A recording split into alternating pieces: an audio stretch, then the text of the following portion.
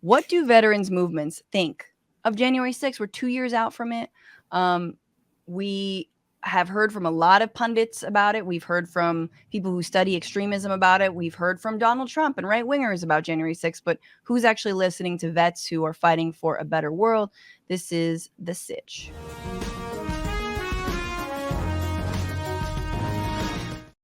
Hey, and joining me for The Sitch, political director of Common Defense, a grassroots group organizing progressive veterans to stand up against the rising tide of racism, hate, and violence, Naveed Shah. Naveed, how are you? Doing great. Thanks so much for having me. Oh my God, thank you for being here. So first of all, tell me, for people who don't know, what is Common Defense? So Common Defense is a progressive veterans group. It actually started because a bunch of veterans were protesting outside of Trump Tower in 2015. And they were like, you're an Army vet? I'm an Army vet. And got together and created Vets Against Trump. And then, they moved that, really, it became a movement. And once he got elected, unfortunately, they were like, okay, this can't just be a flash in the pan. This needs to be a sustained movement. So they founded Common Defense right after that.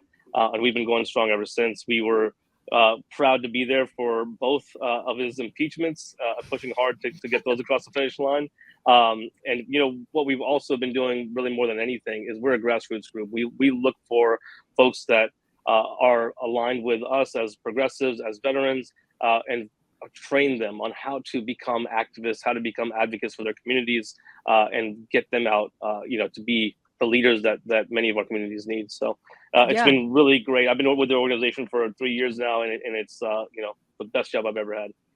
Tell me about yourself. Like, how did you get involved and why? Veterans are often sort of falsely lauded and assumed to be on the right, and they're lauded by Republicans, and people don't always hear from, or the voices of progressive veterans are not always lifted up. So yeah, tell me about how you got involved.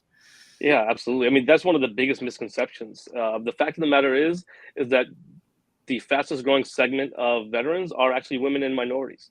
So the veterans who are coming out of the military today are more likely to look like us on this podcast or video than anyone else, than you would think of as like Captain America, right?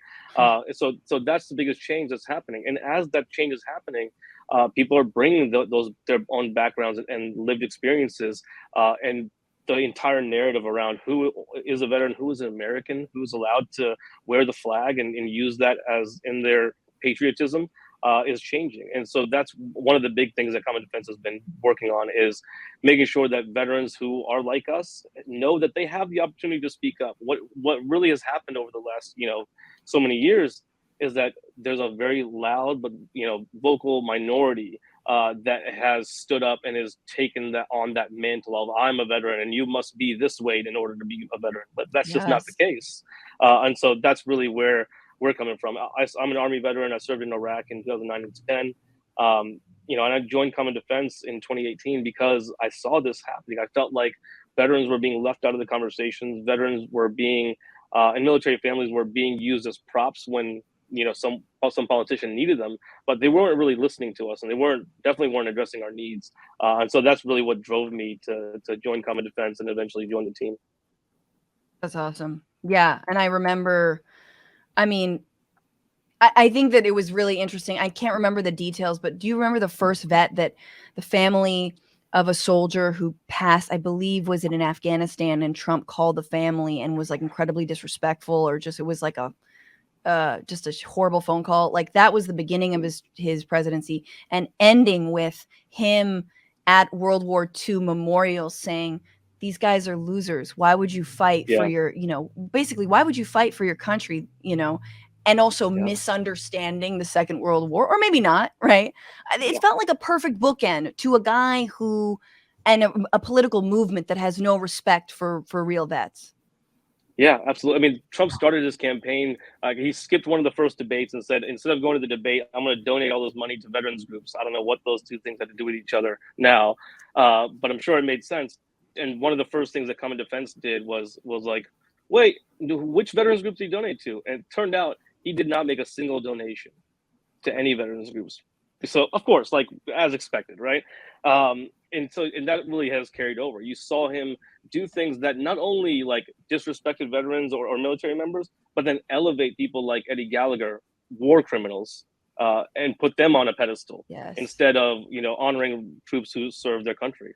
It's really, yeah, terrible situation, and we see this all the time from the other side, that they will use the military and veterans as props when it suits them, but pay lip service to what they actually need. How does your membership and how do you feel maybe about a group like the Oath Keepers, right? This is a group that is popular. I mean, has become well known because of Trumpism and Trump and their role in January 6th and their role, I believe, also in Charlottesville. But that the oath is the oath to serve and protect their country and the Constitution and their former military members, service members. And they're using their cachet as vets to basically engage in an extremist white nationalist movement. Like, do you all want to be a counter to that? And have you interfaced with them at all? Yeah, so we haven't had to deal with the Oath Keepers directly, and we don't want to. I think they, those they're one example of a large number of like extremist right wing militias that are cropping up. And what they do is they do go looking for veterans and military members to recruit because of their, not only military skills, but leadership skills. And because they want to fill their ranks with people, and they try to brainwash them and find folks who are disaffected from their service in the military. And that's another reason why we started Common Defense, because we know that this is a real thing that happens when you leave the military. Is you lose that sense of family, that sense of camaraderie that you have with your unit. And so for Mm. folks who are looking for a political home, it's not hard to get pulled one direction or the other. And so we want to show folks that you have alternatives, and you don't necessarily have to be on the left or on the right. You can find your own way, but don't go down that path of extremism, which, as we saw, in we're coming up on the 2-year anniversary, leads to an insurrection at the Capitol. That's a really important point about lack of community, right? And like that, I think that the one thing from speaking the vets that I've spoken with, and particularly those who are like against the forever wars, against the wars in Iraq and Afghanistan in which they served, is like the only thing that they miss, and the only thing that they were really fighting for was one another, and like that yeah, brotherhood, although it's broader than that, right? That sense of community was the only thing that they were in it for, and the only thing they miss maybe from it. So that's a really interesting point that you made. And it's like, yeah, they're finding it here, but they're, a lot of vets are being radicalized.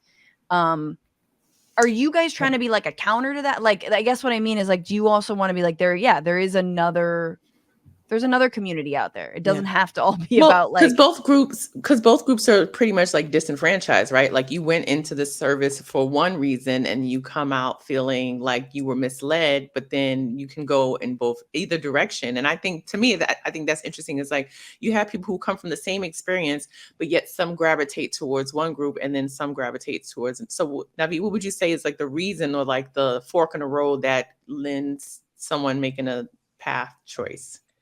It's hard to say exactly where it is, and this is something that a lot of folks have been studying actually recently, especially more so since the insurrection on the right. Capitol, because it is a real problem that the military has faced for a long time. This is not new, right? I'm sure. I think we're all three of us are old enough to remember like Timothy McVeigh in Oklahoma City, right? Like that was a similar situation. He was radicalized either in the service or immediately after. And there are other cases of situations like that. So Yeah. there are folks who are studying how that happens. And I can't speak to it myself, but what I do know is what we try to do is find folks as they're leaving the service and bring them in and just show them like these are the issues that you care about. These are the ways that you can talk about them. We use and talk about your service and not feel like you have to hide who you are. I mean, I remember going back to 2018. I was knocking on doors, to get out the vote. And I met a guy who served in Vietnam and took his uniform off when he came home and never talked about his service again. He said, "No Wow. one's reached out to me like this until you came and knocked on my door." Right. So Wow. there are so many vets out there, 20 million or so that don't, and not all of them, actually, not even the majority of them are right wing. They just need someone to reach out to them, and that's what we're trying to do.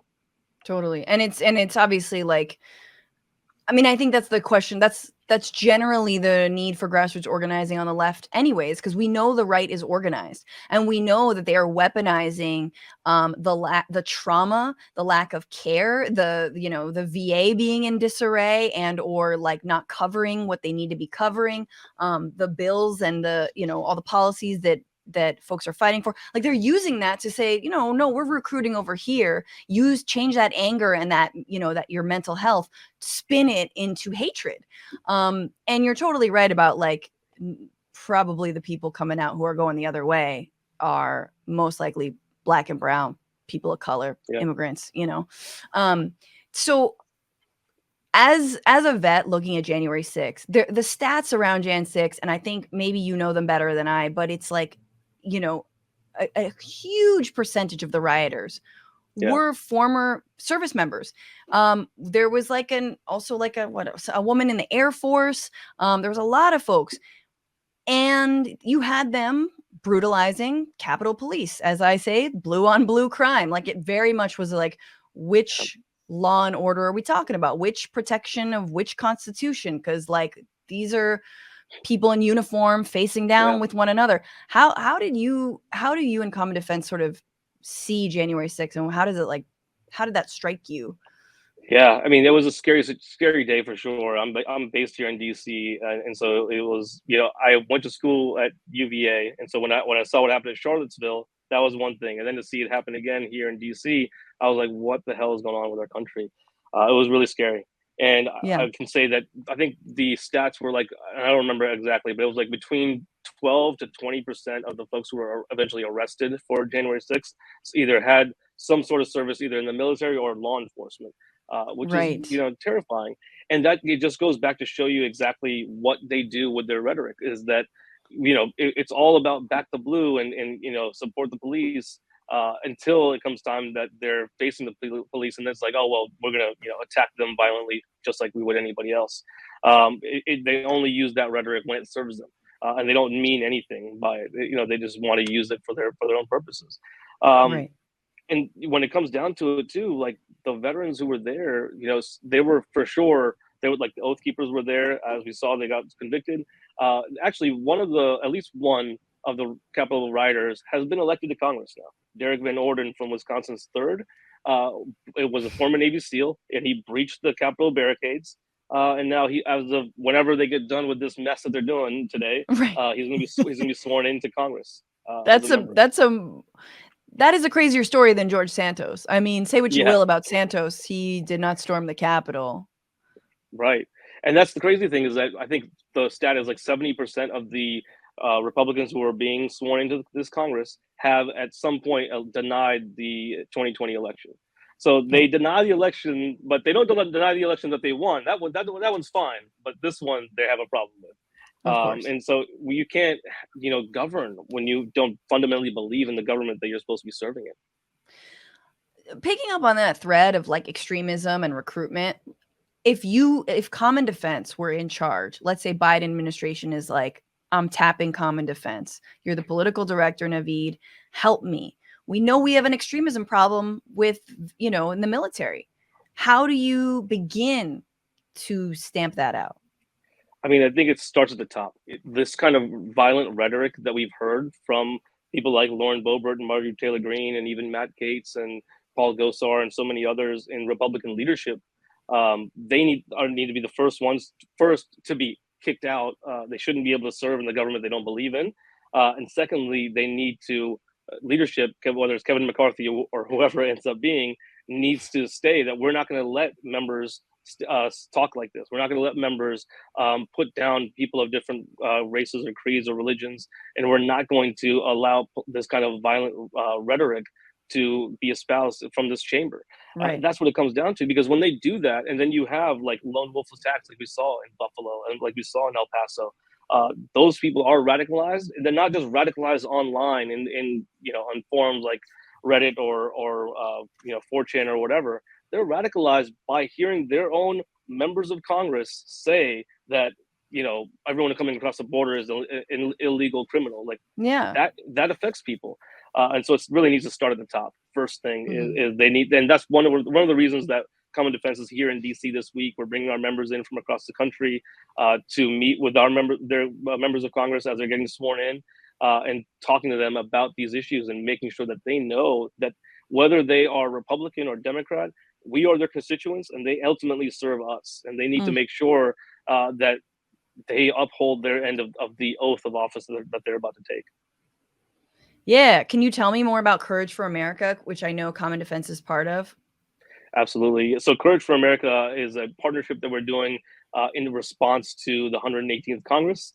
As this mess of a shit show has already started, we are preparing to respond to all the things that they're going to be doing. We know, especially as we're approaching the 2-year anniversary of the insurrection, that it's critical for our elected leaders to condemn violence and ensure that we have a peaceful transfer of power, both for this election cycle and for the next presidential election cycle. So this week, Common Defense and Courage for America are launching a letter. We're going to be delivering that to members of Congress, which is signed by thousands of our members, as well as former Capitol Police Officer Michael Fanone, who was injured in the Capitol riots and testified in front of the January 6th committee. Yes. Yeah. Fanone, sort of like the no bullshit, I'm not going to like keep up with, decorum on this national stage. I'm going to call it what it is. What do you call them? Like cowards, idiots. And I think all that's of the the above. language. That's the language we have to start using, because for the most part, the common American viewer gets lost in like political language, and like you have to be able to call people out on their bullshit in real time, because that's what we respond to. And I think that's why Greta's tweet went so viral, because it's like, I'm dealing with an idiot, and let me talk to an idiot in a language that they understand.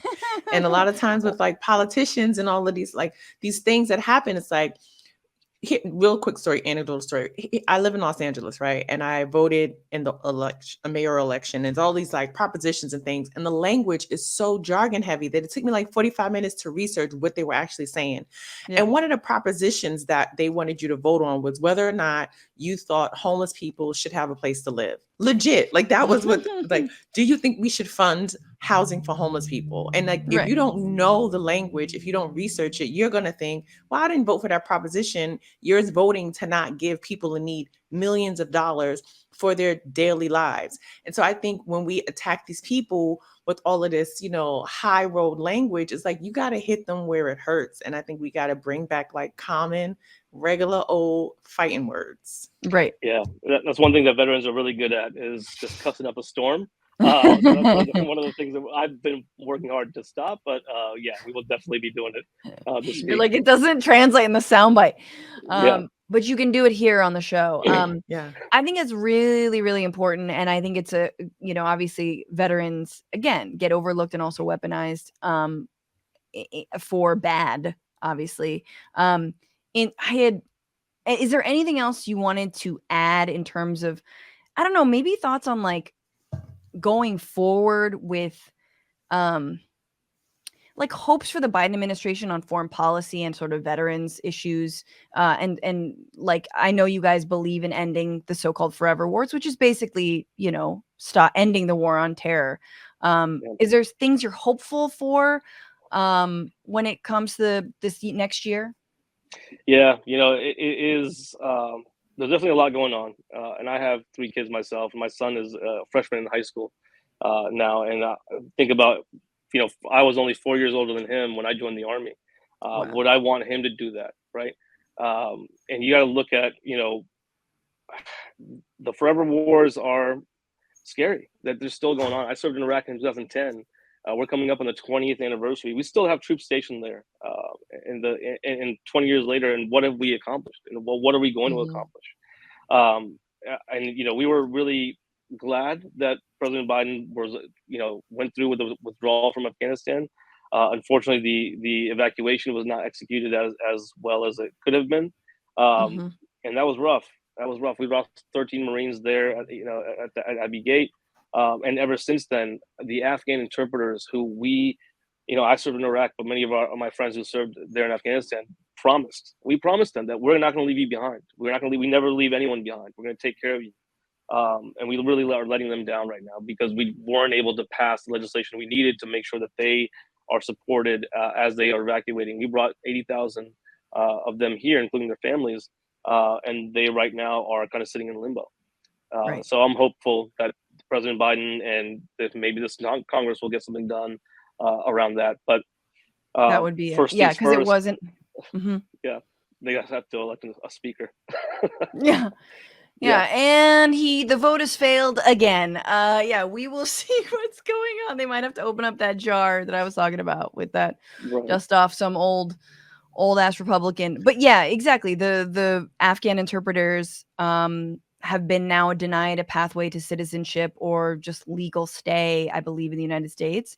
Well, great. Evacuated, and for what? So anyway, is there anything else you wanted to add, Naveed?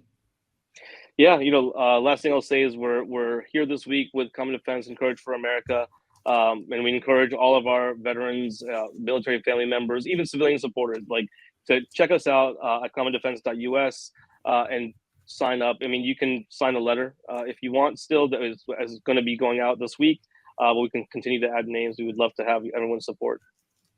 I love it. Oh my God. Thank you so much. And thanks for being there, not letting up on the first week of this new Congress. Hit them hard. Cuss their asses out. Yes. Yep. Cuss We're their going to. asses out. What's going on, Frantifa? If you haven't already, subscribe to this channel right now. Hit that button. And also, you can become a patron and support the show every single week. Get access to bonus episodes and exclusive merchandise. Patreon.com/Bitchuation Room. Do it.